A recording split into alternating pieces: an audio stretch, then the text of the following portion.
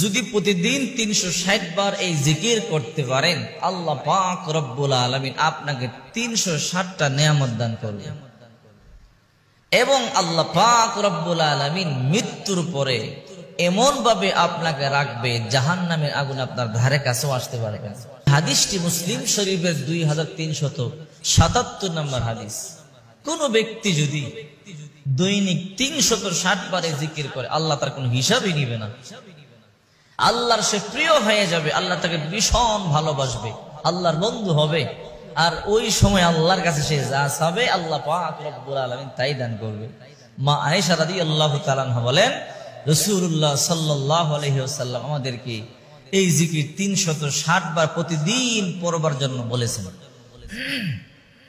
দেখেন না, মা আয়েশা বলেন, আন আয়েশা রাদিয়াল্লাহু তাআলা আনহা قالت ان رسول الله صلى الله عليه وسلم قال আম্মা জান আয়েশা সিদ্দিকা রাদিয়াল্লাহু তাআলা আনহা বলেন, বিশ্বনবী মুহাম্মদুর রাসূলুল্লাহ সাল্লাল্লাহু আলাইহি ওয়াসাল্লাম বলেছেন, ইন্নাহু খুলিকা কুল্লু ইনসানিন মিন বানি আদম আলা 60 وثلاثمائة مفصل فمن كبر الله وحمد الله وهلل الله وسبح الله واستغفر الله।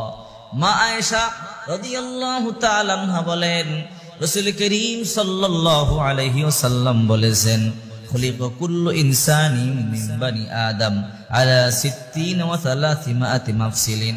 প্রতিটা বনি আদমকে 360টা জোড়া বিশিষ্ট আল্লাহ তৈরি করেছেন।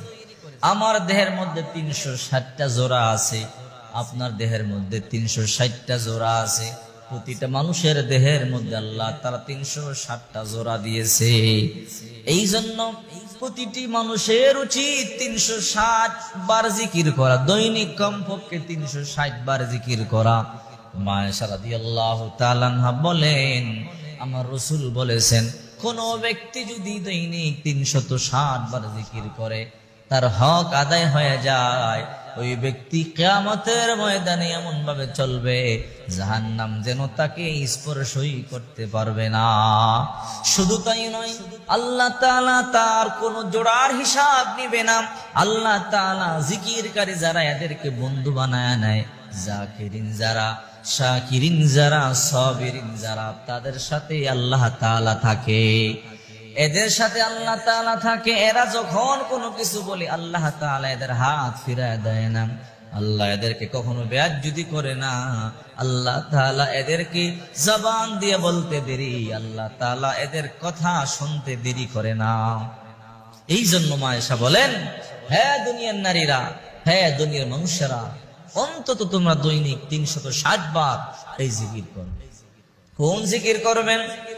যেই জিকির আপনার ভালো লাগে, লা ইলাহা ইল্লাল্লাহ মুহাম্মাদুর রাসূলুল্লাহ সাল্লাল্লাহু আলাইহি ওয়াসাল্লাম, এই জিকিরটি সবচেয়ে উত্তম। সুবহানাল্লাহ এটা করতে পারেন। এখানে দেখেন না, ও মুহাম্মাদাল্লাহ, আলহামদুলিল্লাহর কথা এসেছে, ওয়াসাব্বাহাল্লাহ সুবহানাল্লাহর কথা এসেছে, ওয়াস্তাগফিরুল্লাহ আস্তাগফিরুল্লাহর কথা এসেছে, তওবার কথা এসেছে। আবার নবীজি অন্য হাদিসের মধ্যে বলেন, লা হাওলা ওয়ালা কুওয়াতা ইল্লা বিল্লাহ, এটা হলো জান্নাতের গুপ্ত ধনভাণ্ডার। কোন ব্যক্তি যদি লা হাওলা ওয়ালা কুওয়াতা ইল্লাল্লাহর জিকির করে, আল্লাহ পাক রব্বুল আলামিন জান্নাতের গুপ্ত ভাণ্ডারের মালিক তারে বানায়া দিবে।